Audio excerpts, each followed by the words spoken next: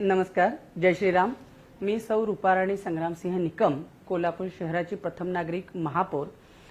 आजच अर्थसंकल्प जाहीर झाला आणि महाराष्ट्राचे मुख्यमंत्री देवेंद्रजी फडणवीस साहेब यांनी अर्थसंकल्प जाहीर केला।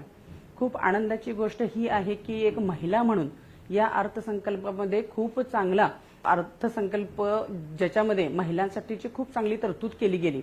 खूप आनंद या गोष्टीचा आहे की भारताचे पंतप्रधान आदरणीय नरेंद्र मोदीजी यांनी नेहमीच महिलांना खूप चांगलं स्थान दिलेलं आहे आणि त्याचंच द्योतक म्हणून मी आज चांगलं महिलांसाठी आरक्षण असल्यामुळे आज मी महिला महापौर कोल्हापूरची म्हणून मी काम पाहत आहे आणि खूप आनंद या गोष्टीचा वाटतो की येणाऱ्या जागतिक महिला दिनानिमित्त खरं तर आम्हाला सगळ्या महिलांना आजपर्यंत तर खूप चांगल्या योजनांमधून महिलांचा मान सन्मान ठेवलाच गेला, परंतु या अर्थसंकल्पामध्ये सुद्धा चांगली तरतूद केली गेली आणि म्हणून मी एक सर्वप्रथम महिला म्हणून आणि मग कोल्हापूरची महापौर म्हणून आदरणीय देवेंद्रजी फडणवीस साहेब यांचे खूप खूप खूप मनापासून अभिनंदन, कौतुक आणि खूप खूप आभार मानते।